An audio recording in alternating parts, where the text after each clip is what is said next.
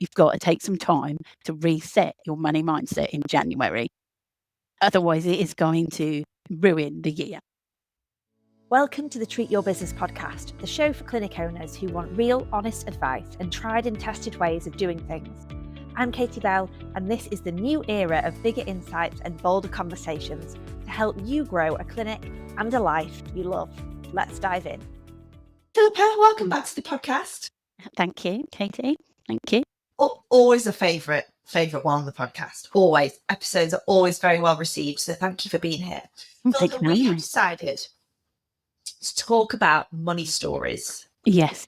And if you're listening to this episode as it releases in January, this is, I guess, even more, or we're getting more evidence of people talking about their money stories and nobody's got any money in January and it's blue. What was it? Sad Monday or Blue Monday or something the other day. Yeah.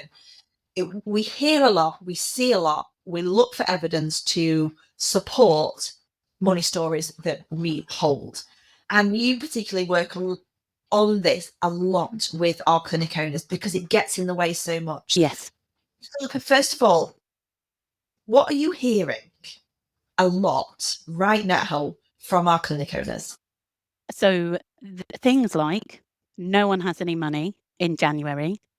Yeah. Okay. People need to be paying off credit card bills in January. So they're not going to prioritise that sort of thing. That they're feeling the pinch in January, that January is quieter. Yes. And so therefore they must have done something wrong. Yes. That they haven't got the money coming in, possibly that they wanted to come in. Yeah. And also money stories that around this time of year and what people do with their money and how it sets people up for the year with their money. And if they're not spending money now, then that means they won't be spending money the rest of the year. And so it goes on. Yeah. And so when that is at the forefront of somebody's conversation or they're leading with this conversation, how does that then impact the actions that they then take in their business? Then what they're doing is they're taking action and making decisions from a place of fear. So we're already in that stressed place at that point. So this is about survival.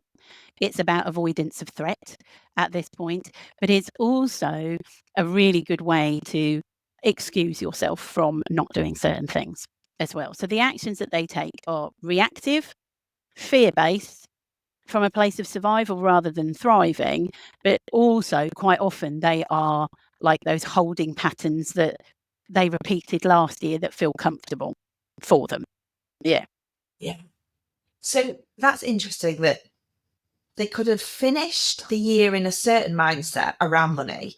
Then they hear things and see evidence that supports an old money story, and that money story comes back to bite them again in January. And is that the pattern that you see quite often? Yeah, see quite often, because obviously, like you said, they finish the year on a high and then we have Christmas, which for a lot of people is quite an emotive time. Anyway, they may spend time with people that they don't normally spend time with, yeah, who have money stories and money beliefs that are now not in alignment with where they have moved to, as it were, or evolved to.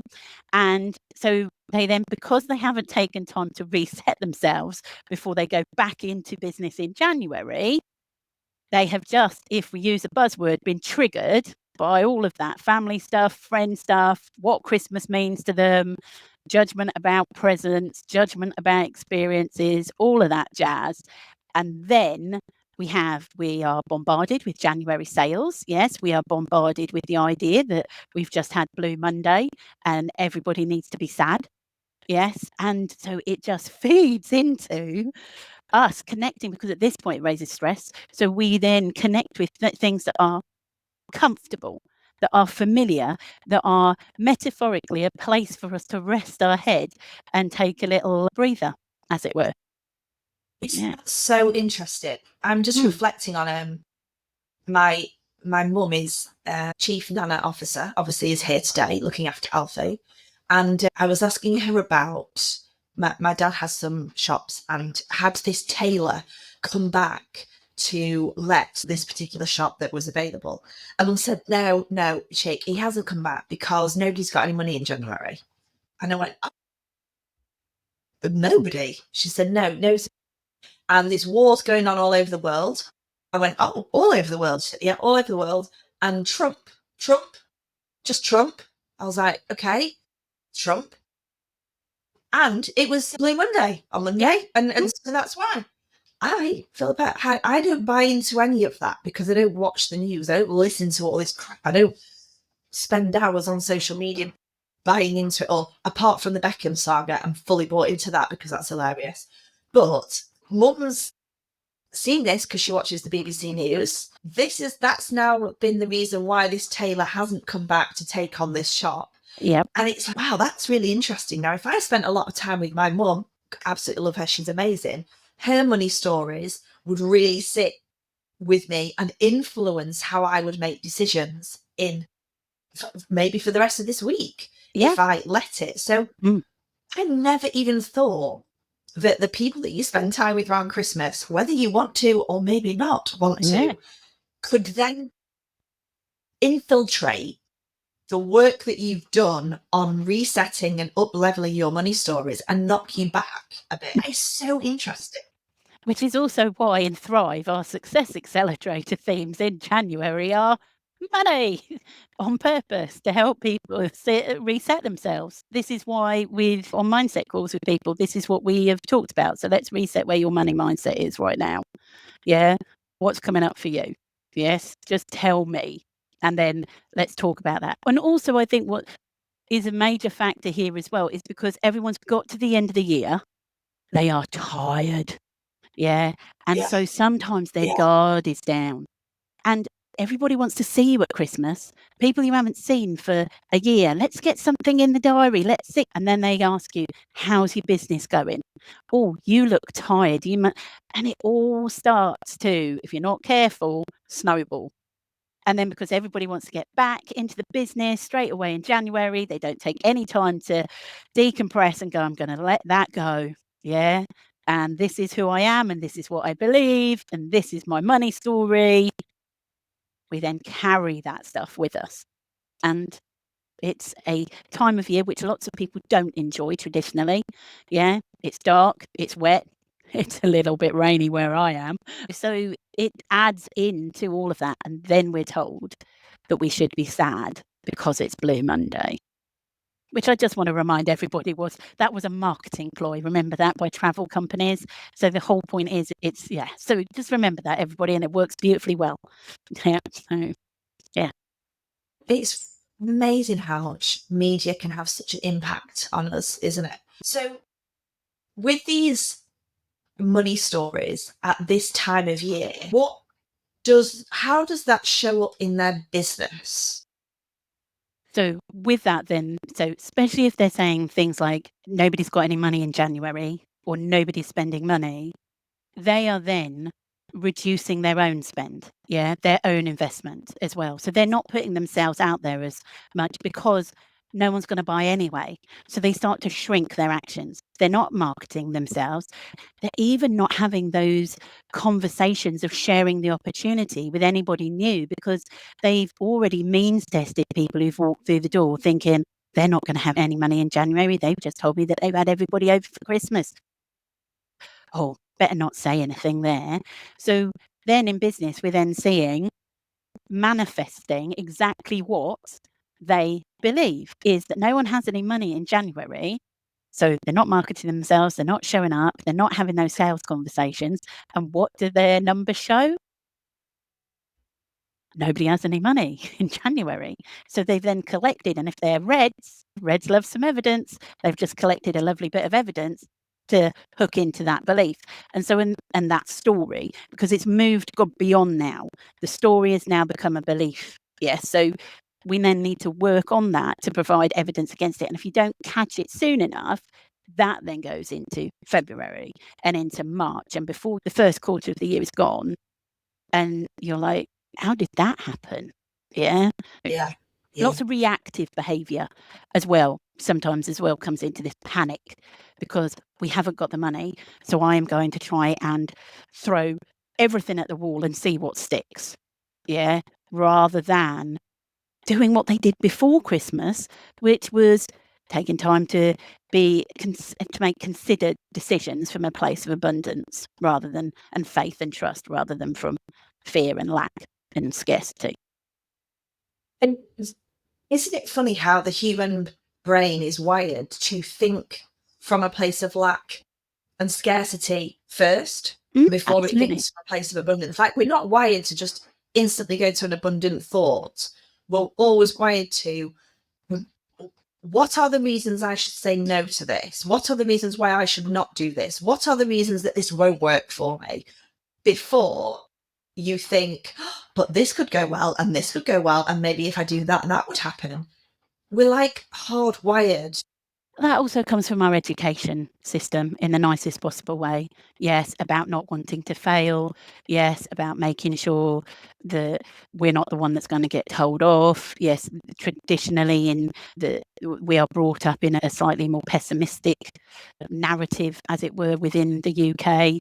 You wouldn't necessarily find that in other countries, depending on how their education system works. Yeah, so it all feeds into that as well. And then the problem is that neural pathway is the strongest pathway. So everything is going to be processed along that pathway and this is why when people are trying to change so that their first thought is positive, it's hard work. You've got to train that metaphorical muscle, as it were.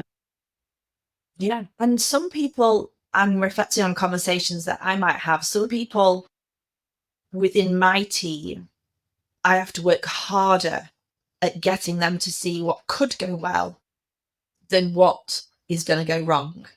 And that is often a reflection of how much work they've done on themselves. So if you're surrounded by people that when you present an idea or you think, we're going to do this, they instantly find the reasons why we shouldn't do it, or what's not going to go well, or we haven't got this, or we need more detail, we need more process, or what, it can make you then go, and that's what happens at Christmas. Where the friends and family go, tell me about your business, or what's your next big project? I know that you did X, Y, and Z. What's your next big project? Oh, I'm going to do that. Do you think you should do that in this climate? What? Not, oh, that sounds amazing. Go for it. That sounds like a lot of work. Do you think you're going to be able to pull that off? Yeah. Or do you think people have got the money? And money is such an emotive subject. Yeah. And for some people, they will have spent all of their Christmas or interacting time with friends not talking about anything to do with money, because we don't talk about it. And then you come back to your business in January and you've got to think about it and you've got to talk about it, but you have just been triggered to some old, familiar, loyal stories from your family unit where we don't look at the money and we don't think about the money and we don't talk about the money. And unless you take that time, and this is one of the biggest things for anyone to take away from this podcast, is you've got to take some time to reset your money mindset in January. Otherwise, it is going to ruin the year. Yeah, it just railroads you, doesn't it? And then you struggle to break out of that cycle. How do you actually do that then, Philippa? What would you advise people listening to this actually do if they need to reset? Yeah. So obviously, as I always advocate for, is that phrase, a part of me. A part of me believes no one has any money in January. So it's also then taking that step back for yourself right now, taking 30 minutes and just be curious about the money stories you're telling yourself in January and just writing them down. That is the first thing that I would go for. Yeah. And then I would be thinking about, is that true? Is that definitely true? Or is that just something that someone's told you? Yes. Have you got evidence where you can stand up in a court of law and say that no one has any money in January? Probably not. Yeah. So what would we like to think instead? What would we like to believe instead? And then we put that in and then we need to give it some evidence.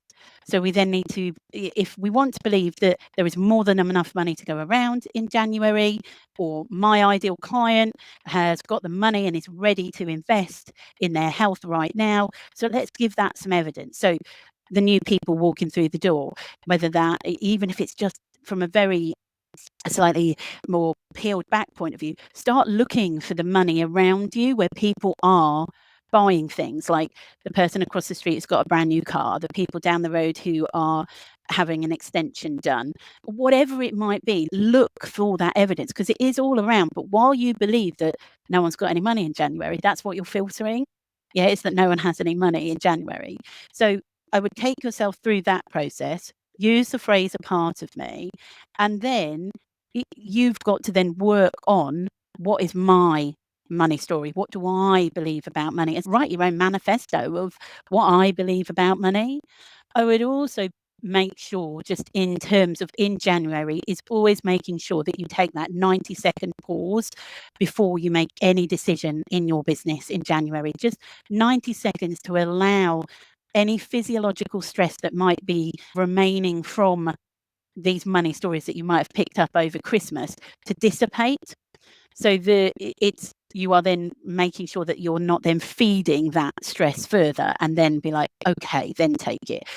Because when we're stressed and when we've been triggered, we then tend to be so reactive rather than responsive. So definitely a 90-second pause.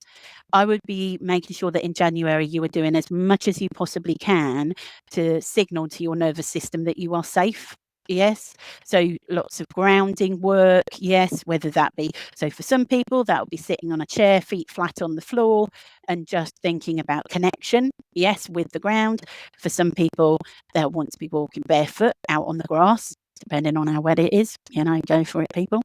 Or you might be wanting to take some deep breaths, going for some abdominal breathing, just to signal to your nervous system that you're safe, because money stories can trigger a lot of feeling unsafe as well. And obviously, if you're thinking that there isn't any money, that there are all these wars going on and all this political stuff happening, you are going to be stressed. You are in survival mode. And at that point, remember, I'm off on one now, Katie, I can't help it. I'm off on one. Remember, at that point, when you are stressed, your executive functioning part of your brain is completely gone at that point. The two parts can't work together. And so you can't even fight your way out of a paper bag at this point. So you have got to do something about that. This is where the pause helps with that 90-second pause. This is where the grounding helps. But just taking even 30 minutes to reflect and work yourself through that sort of process that I talked about is just enough sometimes for you to go, whoa, where's all that come from? That's really interesting. So you become what I would refer to as the observer rather than the participant of your own drama at this point. And I guess that's where people say gratitude work, being out in nature, that can all help shift you out of this fight or flight survival instinct.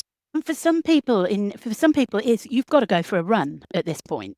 We also see this a lot at this time of year as well, because we're now in this reactive. The story is fed the stress. We're now in reactivity.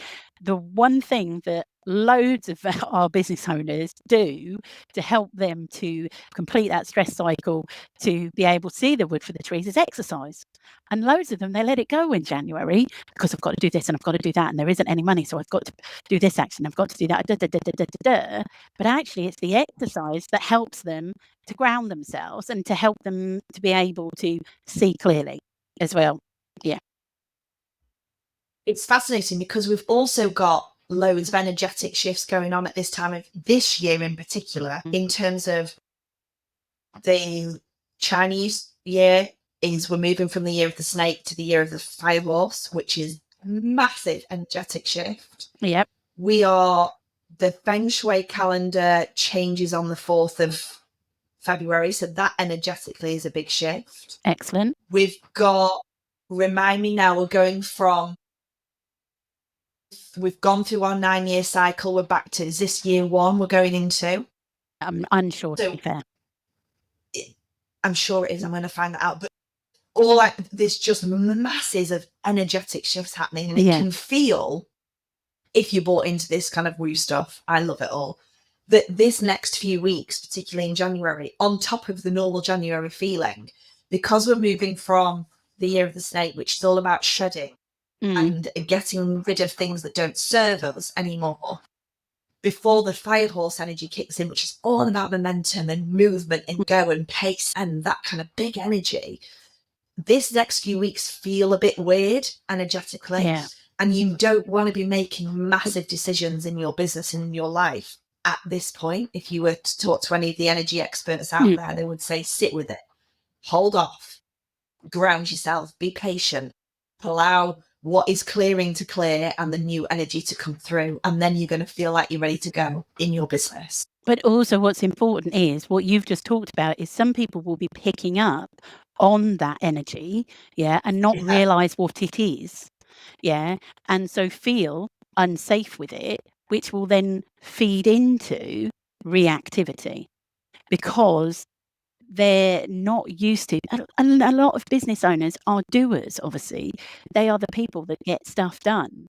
And so when it feels a little bit uncomfortable because they're not aware of the fact that there are these energetic shifts, the fact that we've moved from the year of the snake into the year of the fire horse, then at that point, they're like, this feels uncomfortable. This feels unstable. So what do? I control. I hanker down. I hold onto money really tightly. Or for some people at this point, they ignore it completely because that feels better to them.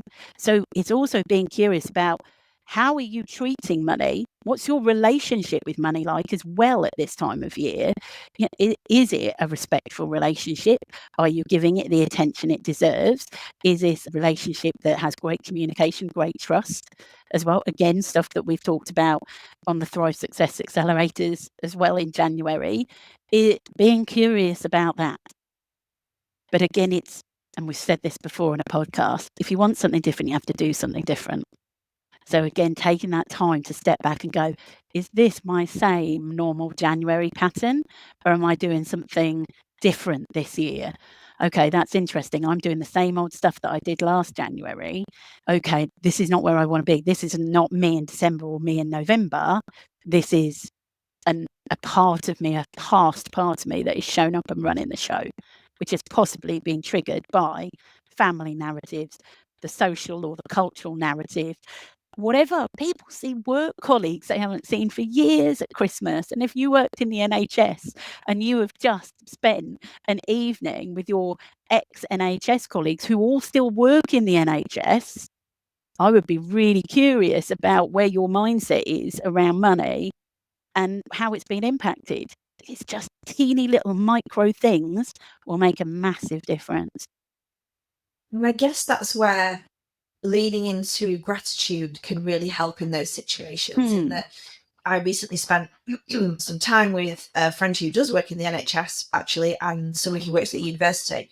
And whilst ever they have a relative level of security and stability in what they're paid every month, they don't have a lot of freedom. They don't have a lot of flexibility. They don't have the ability to make any more money than they're earning, really, without having to significantly change their job title and probably do more and take on more. They had to get back at a certain time. They couldn't leave until a certain time because of all this kind of structure. It made me come away even more grateful for what I am creating in my own life, that I am the master of my own destiny when it comes to what I do with my time, how I spend my money, how much money I earn. So sometimes when you're with family members or with ex-work colleagues or whatever it is, it will really allow you to sit into what you can be grateful for. Absolutely. What you are creating that they might not have the ability to. They do. They've just chosen a different path to create it. And that certainly helps me. Yeah. And I think the gratitude is something, as we know, has a massive impact on our brain as well. This is where other things, like for those people who enjoy things like meditation, mindfulness, that can help with. Obviously, we know that has an impact on the layout of the brain. Neuroplasticity can change the layout of your brain. It can shrink your amygdala. So any of that sort of stuff comes in here. But I'm also aware of the fact that for some of the people listening and some of the people that I've worked with, going to gratitude and meditation and mindfulness, and it's just too woo too soon. Yeah, we need something practical. I need a 90-second pause, or I need that little way of going through things that I've just said, because they still need to feel like there's a doing element. And that's why with the gratitude, you can probably sit in the car and say out loud what you're grateful for. I would highly recommend writing it down. as well then, especially if you've been quite stressed, because it moves it into a different part of your brain. It connects with a different part of your brain. And if you want to take it to a whole nother level, you write that gratitude list with your non-dominant hand. Okay, to connect with.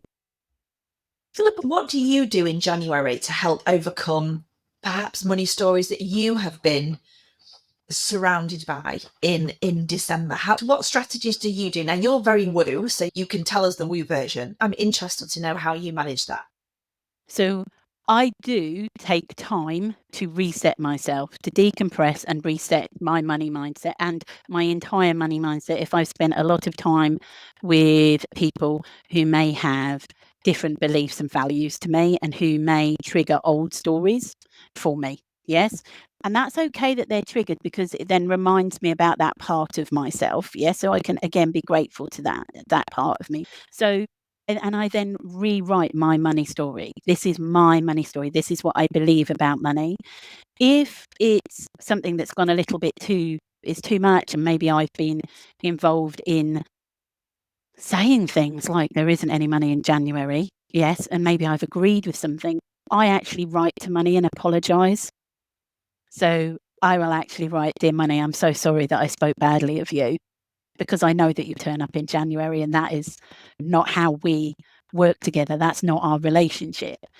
So I will do that. I will meditate on abundance, yes, and I will also make sure that I have my vision board of the abundance that is coming into my life, yes, on display or reset, depending on whether or not I have done it, because sometimes I do it at the end of the year. But I take time. January is not a rush for me. Yeah, nice. And I guess that's what we want to encourage our clinic owners to do. The energy that we come back into January with is often a rush back to routine, get back to a schedule, need to be doing all of this stuff. And actually, I always think February is a great time to do that. I think February brings with it that renewed energy. Things in nature, starting to change in February, and it provides that feeling of hope, doesn't it? And that kind of fresh energy, whereas January can still feel quite heavy and you still feel exhausted. You know what, Christmas is and a fried sugar coma still, possibly, maybe, depending on what you've done. There is an element of great kindness, yes, within January for me, because January can always be such a New Year's resolutions, new year, new you. Obviously, my background is in the fitness industry, a lot of pressure about what you're going to do with yourself, to set yourself, all of that sort of stuff. And so we would go against that, and we were more about February being the time when we would see most of our new members join us. Yeah. So January is an opportunity for a pause. And if you go with like things like wintering, we are still wintering at this point. This is not spring energy. This is energy of reflecting, of taking your time, of not rushing. This is still that opportunity to decide what you want the year to look like, not just start it and hope for the best. Yeah. I use January very much as a reset month, physically and mentally and environmentally as well. In fact, my environment is crucial to how I perform. Yeah. So I upgrade things, I renew things, I freshen things up, I clear out, I declutter, I organise, I put systems in place. I lay the foundations almost for the intentions that I have for the rest of the year. That I think is more important than making big business decisions and big things that you're going to move forward with. It comes from that wrong place. And I know many clinic owners might be thinking, "Oh, this is really woo, and I'm not buying into this." And how's that worked for you so far? Yeah. Because the quick you can allow yourself to be curious about this stuff, the more you can see you're just trying to fight and work against it rather than work with it. Yeah. And just practically, if you're not on with the woo thing yet, and we will get you, don't worry. If you're not there, how on earth do you think that you can go from not taking any time to plan, reflect on what went well, what you would change, all of those sorts of things before you make any big decisions in your business? You have to have that reflection time just as standard, so that you're not making the same mistakes again. So January becomes your planning month if you want to go with a very logical thing, because December, at the end of the year, it's not the greatest energy there. It's not the greatest energy in January, but at least you're not making big decisions and then coming from the wrong place, as it were. Yeah. And I've recorded 3 episodes before we jumped on Philippa, and I showed this screen in my last one. This is my new phone screen. Yeah, beautiful, beautiful. Nothing changes if nothing changes. Yeah, exactly. And do you know, Anna asked me to tell you this story, Philippa. You, Philippa, are on next week, so then they hear from Anna. Anna pulled a card, because she's into cards, because she's been working with you and you've made her all woo. She pulled a card for her day to set her intention, and she put it just down on her desk before she came on the podcast. It was quite a big thing for her to step into and do. And during the podcast, I said the phrase, "Nothing changes if nothing changes," twice. And at the end, she said, "Can I tell you something?" And I said, "Yes." She said, "You've got to tell Philippa." And she said, do you want to see the card that I pulled today? And she showed me, and her card was, "Nothing changes if nothing changes." So there you go. Beautiful. Beautiful. The point though, the reason I mentioned that is because I think it was my New Year's Eve episode, actually. I talk about a framework of how to do this year of reflection before you then set your intentions for the year ahead. And I'm going to encourage you to go back to that if you haven't. But if you don't take that time, what you then see cycle round is basically the exact same version of what you've just left behind. It might have some slight variability to it, but you don't, because you're not changing the energy around it, you're not changing your intention around it. You get to June, July, and you've just basically created more of the stuff that you didn't want and you don't like. Yeah. And I think, and I don't know if you've spoken about this on podcasts before, but you've set your energy for the year, haven't you, with certain words? And that's something that I do every year. Yeah, it's my North Star word, and what is my leader for the year, because it makes a massive difference. If that is there, that is your energy. Mine last year was the energy of choice. I brought that choice, that I have that choice always. But that is the ultimate in terms of power and empowerment, is that choice. So yeah, but if you don't take that time, you will just repeat the same patterns, and then when it doesn't work, you will be triggered in some way and be taken back to loyal and familiar stories. And a lot of them, for a lot of us, are to do with money, because it's such an emotive subject. It's powerful, isn't it? It's really powerful. It's the year everybody's got tax bills to pay. The month tax bills are going out. You've got tax bill. It's all a feeling of, it can feel very heavy. It can feel, but you are in ultimate control of what energy you put around that. You choose. The decision is yours. Just as Scylla would say on Blind Date, for those of you of a certain age. No, I lie. It wasn't Scylla. It was R. Graham who would say the decision is yours. R. Graham. Do you know, I used to love that programme. Yeah. Beautiful. That followed by, was it Gladiator? So I had a lineup of, I think it was Baywatch, Gladiators, Blind Date. Was that how it went?